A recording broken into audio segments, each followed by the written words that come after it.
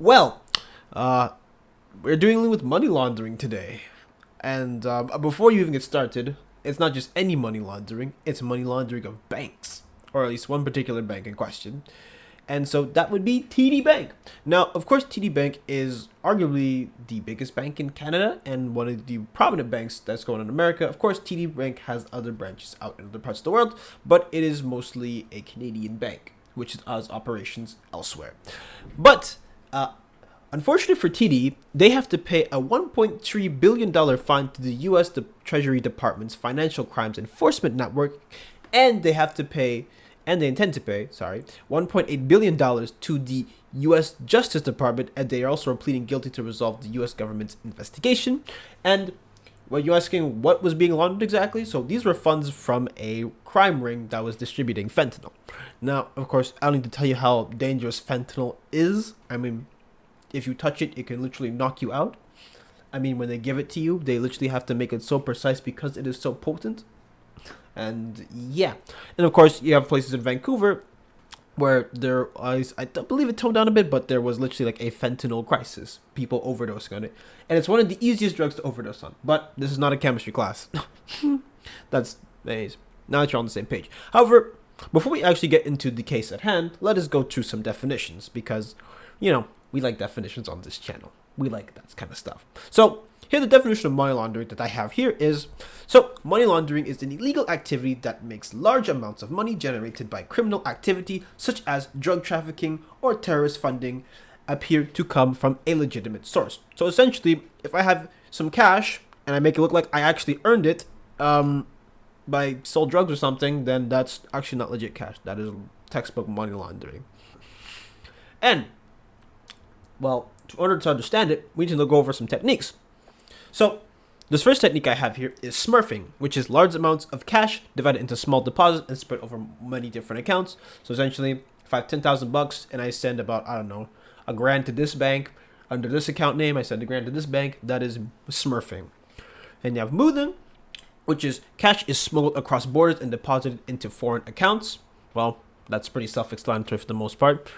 Investing in commodities using gems and gold that can be moved to other jurisdictions. So essentially, if I'm paying for gold with my dirty money, you're not going to look at exactly, well, is this gold dirty? But because you bought it, you gave me the gold, okay, and I bought it.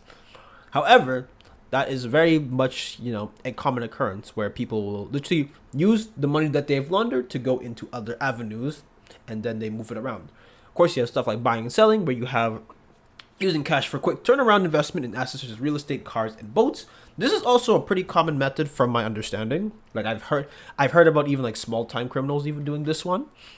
And of course, gambling using casino transactions to launder money. I mean, pretty self-explanatory. You gamble on blackjack and you lose, and you lose a lot.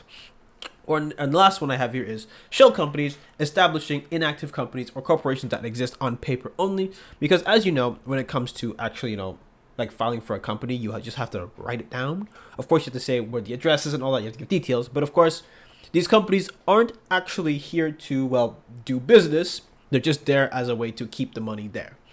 So this is the most common ones that I know of. There's also a lot more techniques to launder money because, of course, criminals do get smarter over time. So it's not like they can just, use these techniques and get away with it. No. There's way more to it than that. Of course, because this took place in the U.S., I decided to look at the Bank Secrecy Act, or the BSA, which is a bunch of laws that is implemented so that, people don't money launder underneath the U.S. government's eye. Because as we know, everybody wants their cut, including the IRS. So here it says, key laws and regulations that pertain to FDIC supervised institutions. Note that other laws and regulations also may apply. You have the BSA statute and regulations establish program, record keeping, and reporting requirements for financial institutions. Section 326.8 Bank Secrecy Act compliance establishes requirements for a BSA monitoring program to reasonably assure compliance with the BSA statute and regulations. And of course, you have Part 353, which is suspicious activity reports addresses suspicious activity reports that must be filed when a bank detects a known or suspected criminal violation of federal law or a suspicious transaction related to money laundering activity or a violation of the BSA. So These are the laws in question that have been implemented in order to prevent stuff like this case supposed to be happening. However, the financial institutions in question have to have a system in place that is approved under this act, because if not, then it looks very suspicious, of which, spoiler alert, TD didn't really comply with all these acts and all these laws. But we'll get into that later. So essentially, what I have for you now is this video that actually was released about 4 months ago, which is called How a Fentanyl Crime Ring Used a Canadian Bank to Do Business. I will not play the full video, but there's some key snippets that I'm going to play in compilation so that we all can get under the same page of how this exactly works. Here's part of a mass email TD's CEO sent out to the entire corporation last week. Simply put, our anti-money laundering program did not deliver. We did not meet our expectations or our regulatory obligations to monitor, detect, report, and respond to suspicious activity. Banks are required by law to watch out for things that might signal some sort of criminal activity is happening. The U.S. body that oversees banking regulations lays out a whole list of red flags to look out for, including when a customer has established multiple accounts in various corporate or individual names, and when deposits are structured through multiple branches of the same bank. According to court documents, this is exactly what the money launderers did. Banks are also more than just passive receptacles for your money. There is a requirement that they do their due diligence on their customers, especially when a big chunk of money is deposited when the nature of the account holder's business would not appear to justify such activity. You need to know what products, goods, and services that they have, what jurisdictions they're operating in, what is their volume of sales expected to be, where are they sourcing their inventory from, and so on. And the more you know, the more you're able to determine or risk assess these businesses. If a business is deemed high risk, or the bank just can't dig up enough information about it, they're supposed to monitor its transactions extra closely. In this case, investigators linked many of the money launderers' deposits to 7 different small businesses, but not the kind you'd expect to be pulling in millions or even hundreds of thousands of dollars a day. They were mostly sewing companies, clothing-related, fashion-related. Also, none of them appear to have actual storefronts or websites. And according to New York State's business database, most were officially registered to this address. It's a warehouse in Long Island. Put simply, prosecutors say they were shell companies, and they should have been at least noticed. But what good is depositing heaps and heaps of cash if you can't get it back out later? One way to do that, and this is another big red flag for a bank, is when a customer purchases a number of cashier's checks, money orders, or traveler's checks for large amounts. And in this case, court documents tell us this was exactly what those criminals did. They ordered multiple cashier's checks and had them made out to different people, different businesses, because a cashier's check is certified by the bank and looks way more legit than a giant bag of cash. If you take that check and deposit it into another institution, it's determined to or thought to be clean money. Again, the analysts we spoke to say this is... Now, we also learned through court documents that these money launderers had inside help. The lead defendant recently pleaded guilty to bribing tellers to look the other way. To their credit, TD says they caught some of this and took appropriate action to exit people when unacceptable behavior was found. But even if some of TD's employees were corrupted, banks are supposed to have layers of both electronic and human monitoring in place. You can't train ethics. You can, however, have these systems in place in the background. They're still going to detect these transactions. So it's the responsibility of the banks to notice when they're being exploited. Then they have to report even mere suspicions that something illegal may be happening. They're called suspicious activity reports, and they look like this. There's even a whole section here on money laundering, suspicion concerning the source of funds, suspicious exchange of currency, suspicious use of multiple accounts. The banks. So as you can see here, underneath all like the 4 red flags that were noticed, you notice that 3 of them were literally the stuff that we discussed beforehand. And so the first one was obviously literally textbook smurfing, where large amounts of cash were divided into small deposits and they're spread over many different accounts. And by the way, this all happened within like the same city too, and people were spotted doing this. So naturally speaking, the red flags and the signals should have gone off for TD, but as you can see here, it kind of didn't, and which it ended up getting all this money transferred through this bank. And now the second one we also saw was they had shell companies and they all went to the same address.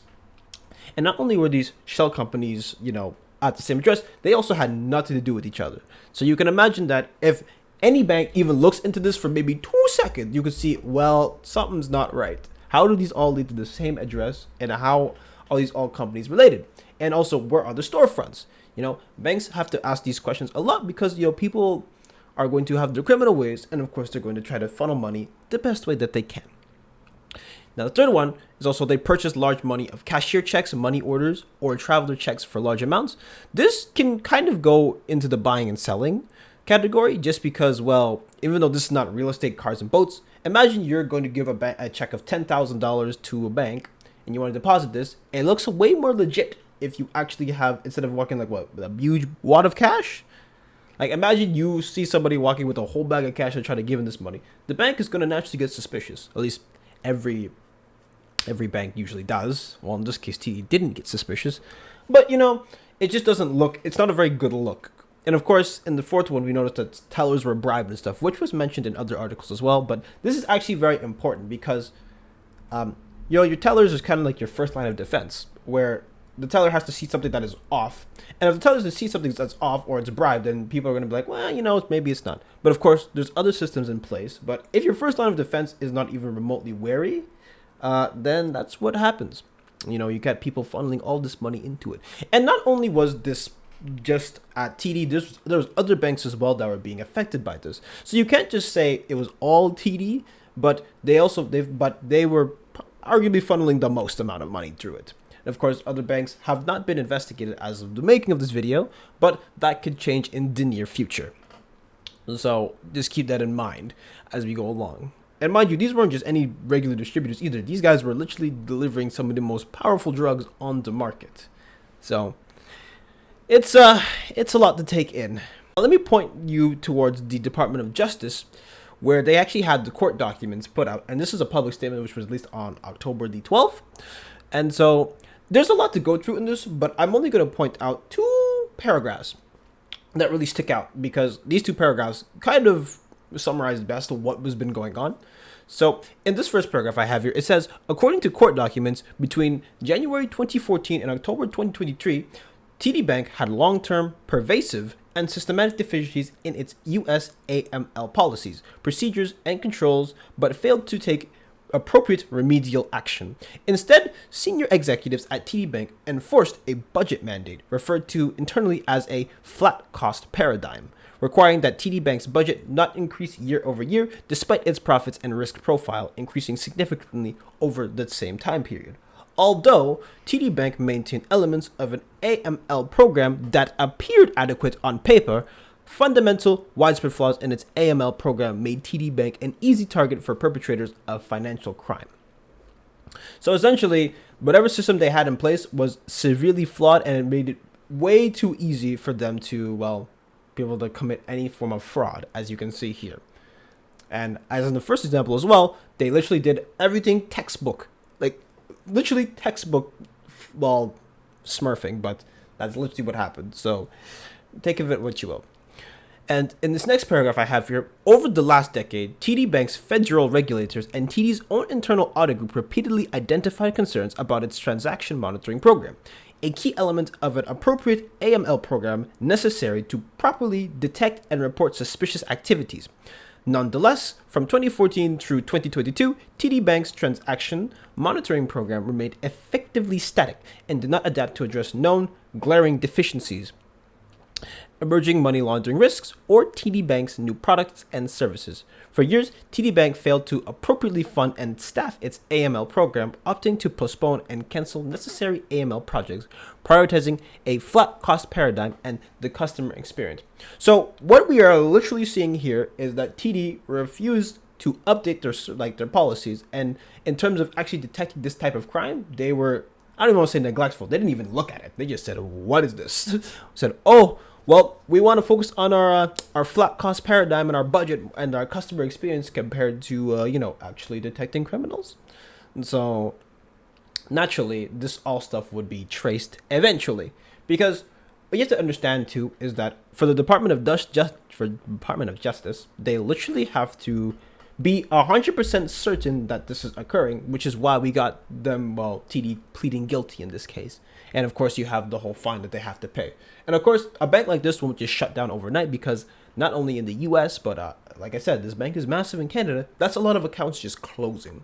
And that's a crash for the economy in some aspects. So you can't just shut down a bank like that. Finding it sometimes doesn't do much, but however, as we're going to see here, there's been a bit of a restructuring going on at TD. So here I have TD's statement, and so there's also a lot in here to go through, but I'm just going to highlight some key points that I thought were the most important, which it says here, so details of the resolution include a payment of approximately $3.09 billion, largely covered by previous provisions of US $3.05 billion, requirements to remediate the bank's US AML program, broadly aligned to its existing remediation program, which is progressing steadily under the direction of its new US AML leadership team, requirement to prioritize the funding and staffing of the remediation, which is already in place, formal insight of the AML remediation through a monitorship, the total assets of TD's two US banking subsidiaries, TD Bank NA and TD Bank USA NA US Bank, cannot exceed $4.34 billion total assets as of September 30th, 2024. The limitation does not apply to TD Securities or any of the bank's Canadian or other global businesses. And of course, the US Bank is subject to more stringent approval processes for new bank products, services, markets, and stores to ensure the AML risk of new initiatives is appropriately considered and mitigated. So while many of you might be saying this should have been done a long time ago, of course, naturally, when you get caught doing something, that is when restructuring happens. And of course, I believe the CEO also stepped down from this stuff. So TD is going through massive restructuring, as you can see here. And now another part of the statement that was mentioned is that, so here we have a significant multi-year effort is required to implement a strong, effective, and sustainable AML program. Work is underway and progress to date includes overhauled AML program leadership and talent, strengthened oversight structure and accountability, introduced new standards and processes, and deployed new data-driven technology solutions. And so, as you can see here, literally a massive restructuring is going on. So, it is what it is. So, what's there to really say about this? There's not much to say about it, to be honest with you. This is not TD's first rodeo when it comes to, well, this kind of stuff. I mean, hell, even in Canada, TD Bank was ordered to pay about almost $9.2 million by Canada's anti-money laundering regulator over faulty controls. So, this is not the first time it's happened. It's only in the U.S. It was caught so thoroughly to the point where it's like, yeah, there's no way out. They can't even weasel their way out. And of course, 9.2 million is like pennies. Even like 3 billion for this company is, you know, it's probably not that intense. However, one consequence that was mentioned in this video too, but one that I also took note of, is that if TD ever wants to buy up other banks and put them under the branch, it's going to look very sus, because it's like, well, do we want to be a part of a larger operation? And hell, even businesses are going to be like, well, do we want to do business with TD? These interest rates are great, but am I participating in money laundering unintentionally? So, yeah. So, not much to really say about it. But also, when it comes to banks, at least to me, there's no really one good bank, because a lot of banks, first of all, it's like you're picking the lesser of two evils, okay? It's still evil you're giving your money to, or at least you have to put your money in. And on top of that, you usually have to have multiple bank accounts anyway in separate banks, because in case one shuts down, you have something else just in case. So, regardless, even if you are an avid user of TD, which is a lot of Canadians, at the end of the day, you kind of need other banks to, well, facilitate whatever money that you need. So that's kind of like where I stand on that. And so, long story short, this is just something that's kind of baffling to me, but at the same time, I'm really surprised. I mean, banks have been shady for a long time. Banks be doing this kind of stuff. Are we really gonna be like, oh my god, I can't believe it happened to TD? Is more like, oh, TD got caught? Wow. So, yeah, I really got no commentary for this. So, if I were you guys, honestly, just, you know, be mindful of where my money's going. And that's about it for me. So, with that being said, that's about it on this case. If you enjoyed this video, make sure to like, comment, and subscribe, and follow my social down in the description below. But that's about it for me today. So, see ya.